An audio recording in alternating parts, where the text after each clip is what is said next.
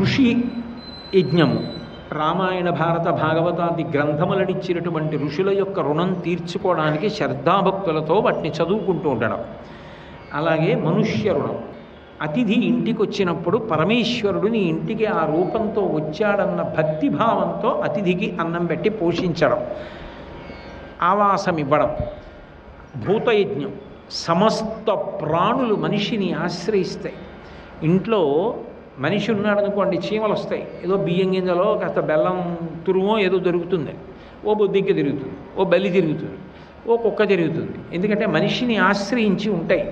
ఉన్నప్పుడు మనిషి కనీసంలో కనీసం వంట పాత్రలో మిగిలిపోయిన ఆఖరి అన్నాన్ని కొద్దిగా తీసుకెళ్ళి భూతముల కొరకు వెయ్యాలి, ప్రాణుల కొరకు. భూతములంటే పిశాచాలవి అని కాదు నా ఉద్దేశం, ప్రాణులు అని. కాబట్టి భూతయజ్ఞం, వీరొక సూర్యుడిలా ఉంటాడు, అంత బాగా చదువుకున్నాడు, అంత శ్రద్ధతో కర్మానుష్ఠానం చేస్తాడు. యుక్త వయసు వచ్చింది, చంద్రలేఖ అని పేరు కలిగినటువంటి యోగ్యురాలైన కన్యని తీసుకొచ్చి తండ్రి వివాహం చేశాడు.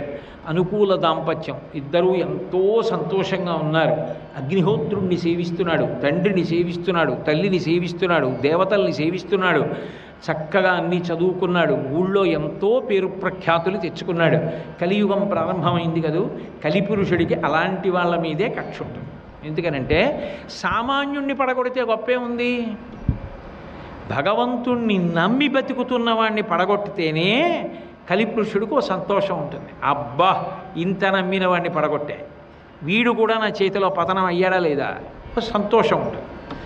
అందుకే ఆ మాధవుడి మనసులో ఆయనకు సర్వసాధారణంగా రాకూడని కోరిక ఒకటి పుటమరించింది. అకస్మాత్తుగా ఈయన దృష్టి వేరొక స్త్రీ మీద పడింది. ఒక చెట్టు కింద నిలబడి ఉంది ఒక స్త్రీ, కుంతల అన్నారు పురాణంలో. ఆమె ముంగురులు నుదుటి మీద కదులుతున్నాయి. ఆమె ఒక కాలు చెట్టు బోధికి ఆంచి ఒక కాలుతో ఏదో నేల మీద గీత గీస్తోంది. ఆయన చూశాడు. అకస్మాత్తుగా ఆయన ఆమె యందు అనురక్తుడయ్యాడు. ఈయన ఆమె దగ్గరికి వెళ్ళాడు, కుంతల దగ్గరికి.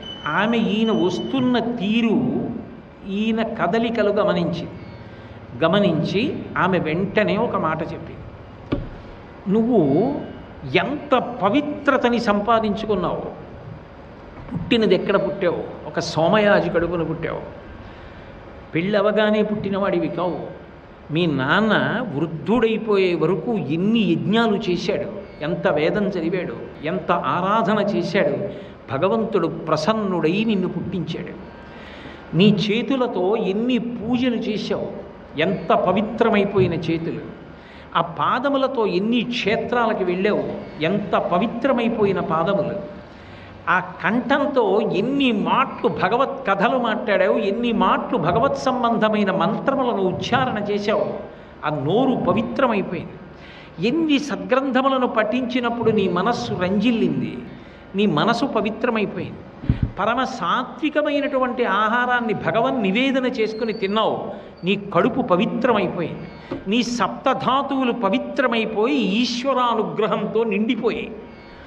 నీ కన్నులు సర్వకాలములయందు అంతటా భగవంతుని యొక్క తేజస్సుని చూసాయి, ఈశ్వర నిర్మాల్యాన్ని వాసన చూశావు. అటువంటి నీ శరీరాన్ని ముట్టుకోవడానికి కూడా నాకు అర్హత లేదు. పైగా పరస్త్రీ సంగదోషేణ బహవో మరణంగతాః, నీకు తెలియని విషయమా? పరస్త్రీ సమాగమం వలన మృత్యువుని పొందుతాడు. ఇంత భయంకరమైన పాపానికి ఒడిగట్టాలనుకుంటున్నావే, మనసుని నిభాయించుకో, వెనక్కి తిరిగి వెళ్ళిపో అంతే.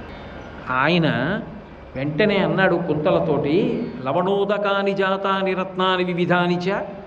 ఉప్పు నీటి సముద్రంలో రత్నాలు పుడుతున్నాయి, దేవేంద్రాదులు హారాల్లో వేసుకోవట్లేదా? ఉప్పు నీటి సముద్రంలో పుట్టింది రత్నం అని చెప్పి దేవతలు వేసుకోవడం మానేశారా? దేవతలే ధరిస్తున్నారు, చక్రవర్తులు ధరిస్తున్నారు, రాజులు ధరిస్తున్నారు.